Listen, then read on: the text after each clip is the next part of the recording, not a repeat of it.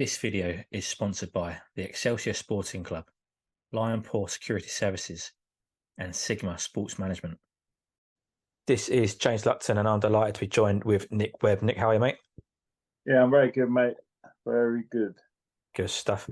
Let's start off with your recent sparring. You've been in Morecambe with Tyson Fury as he prepares for Francis Ngannou. How was that experience for yourself? It was a wicked experience. Learned loads, and just to be with the champ, just to see how he does things, was just a great experience. And obviously, when you're in the ring looking over him, thinking, "Damn, that's a world champion over there." Yeah, it was great. It was a great feeling. It's good. What's that like for yourself? Because it doesn't matter how old you are. You could be 19, just starting in the game. You could be 35 years old. You're in there with the world champion. You train alongside the heavyweight champion of the world. What is that experience like to soak it in? Do you still have to pinch yourself at times? Yeah, like obviously, the old pupper was going before you go in there. You think, flipping, this is a world champion. Like, what's this going to be like the first time? So on Monday we travelled up there, got in there, and we straight did 4 rounds, and yeah, it was an unreal experience. But Tyson Fury just so hard to hit, and he just knows everything in the game, and you just soak everything up and you learn loads. But as well, you're in awe of him because he's a very intelligent guy. Like I don't know what you think about him, but yeah, he's very intelligent. And he just knows everything about everything. You've been in a sport for a long time. You've been professional for a long time as well. You're still learning from guys like Tyson Fury. What's the Yeah. one takeaway you had from there that sort of hit home the most for you?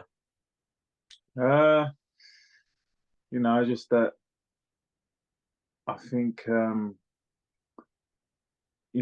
just the way he trains and the way he does it everything professionally. He's not lazy. He don't cut any corners. He trains hard every day, and as well, to take from his coach, Sugar Hill. Um, Guy just made tiny little adjustments which could improve my game like so much, and you just think, wow, like just know tiny little things that could help you is unbelievable. So my Okay. biggest sort of takeaway is just like it's just the experience and how I'm doing things, and being a heavyweight, you're always 2, 3 fights from a massive fight. Did it also give you a bit of confidence in yourself just getting the call up alone? Yeah, definitely. That gave me big confidence, and sticking in there for a week. I didn't just do sparring. I trained with him when he did weights, when he ran. I did all the training, and I was proud of myself for that, to sit in there and sit there with him. You mentioned obviously how hard he's been working and he's cut no corners and he's training very, very hard. A lot of people may think because he's fighting Ngannou, who's very good in his discipline, he's not a boxer. So Tyson could take 6 weeks off and step into the ring without any camp. Just talk about a little bit in more detail about how hard he is working.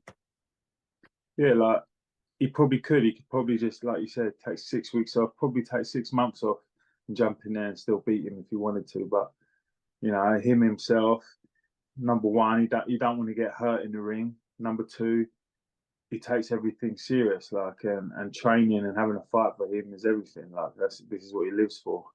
So I think, yeah, that he wouldn't take any. That's rule number one as a boxer. You don't underestimate anybody. So he's going to get in there, thinking it's a world title fight. Not taking anyone lightly, and he's going to do the business. Definitely, he trains very hard. He's not. He's someone that he turns up on time to every training. He puts everything in every training, and when you're tired, you look around him, and he's just keeps going like it's nothing. I saw you post a picture on Instagram and you had mentioned what a nice fella he is outside of the ring as well. So we've seen recently the Netflix hit At Home with the Furies, and a lot of people have their thoughts on Tyson Fury and how he's been portrayed by certain media, Netflix himself, whatever it may be. Yeah. What is he like? What's real Tyson Fury like outside of the ring? Well, I thought I got on really well with him. I thought he was a gentleman. You know, for example, like I turned up there, he asked what size feet I was, and I was like same size as him. Next minute, after sparring, he's bringing me out a pair of shoes. He's like, "You got Nick, have them." And he's like, "Wow, like for no reason at all. He just, he's a giving man, and he is very knowledgeable. So he talks to him about boxing, about any heavyweight, any boxer. He knows everything about it, and he's just very knowledgeable and very humble. He's not like you wouldn't think he's like the world champion, multi-millionaire. Like he's very down to earth, which was great to see. A name you also mentioned was Sugar Hill Stewart, of course, nephew to Emmanuel Stewart over in Yeah, the gym out in Detroit. Obviously Emmanuel is an absolute legend in his own right.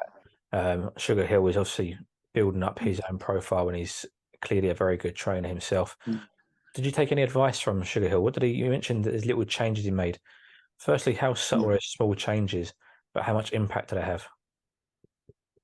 For example, he made tiny little adjustment to my jab with balance, with how I throw it, and I was hitting like the jab with 20-30% more power. I was like, with less effort. I was thinking, wow, like these little things, the little gold mines, little golden nuggets. You wouldn't, and the way he works with you, it's not like he's a pad man doing pads. Anyone can do that. He's a man that just look at you and be like, listen, your balance is off here. You need to adjust this movement. And he's just very knowledgeable and just knows what he's doing. From this camp and all that you've learned in that week you spent with Tyson and Sugar Hill, going forward into your next fight camp, whenever that may be, what will you take from this week into your next fight camp? Well, obviously, getting in there with the world champion was a great experience and a great feeling. And there's no one I'm going to get in there with that's going to be better than him. So I can go into the next kind of fight with my head up and thinking whoever's in front of me, I'm going to beat them. What is next for you, Nick? Well, what are you hoping for? Is there a date your team spoke about? Are you planning towards anything? At the minute, I'm trying to get my license sorted. So once I get that sorted with the board, then I can make the comeback as I want. Hopefully, probably looking at November now. But as soon as I get back, the better. And I'm looking to take all what I've learned in my time off to come back in a big way. What's the situation with your license? I'm not aware of this. Didn't know you didn't have it currently. Is it just expired? Was it taken from you? Yeah, just expired. Well, I've been 2 years inactive as of that. So I've just had to explain to him why I haven't been active, and hopefully I'll get it all sorted. And how has the 2 years off been for yourself? Is the hunger still there to come back and achieve ambitions? Yeah, it was always there. But after my last fight, and I lost, I was just sort of in no man's land, thinking like, what am I going to do with myself now? Like, I put everything into boxing. I didn't have a backup plan. I didn't have like a career out, like to think what I'm going to do out of it. So that's what I wanted to do in my time off. I wanted to make sure I had a career and something to fall back on if things don't go right. And obviously when I do retire from boxing, I want somewhere to go, somewhere to be active. So yeah, that's what I've been doing. Take you back to something you mentioned almost at the start of the call today was, as a heavyweight, you're 1 or 2 fights away from a big fight. I just mentioned a moment ago your ambitions, and you mentioned that had never gone away from you. You've still always had that hunger. Yeah. What is the goal? What is the ambition for Nick Webb still? Always wanted to be British champion. So I want to come back and I want to, get a few fights, get the cobwebs off, and then get back in there and fight for the British title eventually and win it. That brings me on to my last question nicely. You mentioned a British title there. I just wanted to get a little breakdown, analysis, and a prediction on Fabio Wardley versus David Adelaide. We see a little bit of a scuffle at the recent media day for Fury and NGANNOU. What did you make of that, and what did you make of the fight? Bit silly, really, having a bit of a scuffle because they're not getting paid for that scuffle, and I think Fabio got cut. which could have maybe put his fight in jeopardy, and then they wouldn't have got paid for the fight they've had out, and then they wouldn't have got paid for the fight they were going to have. So, but yeah, hopefully that's all going ahead. I think it's going to be a good fight, but I can't see Fabio losing it. I think the way he's going to fire up and how he can jab and move, I think he can win it, definitely. Is Fabio just a step too far for Adelaide at the moment in terms of who Adelaide's fought? He's not fought anybody that Wardley's fought, for example.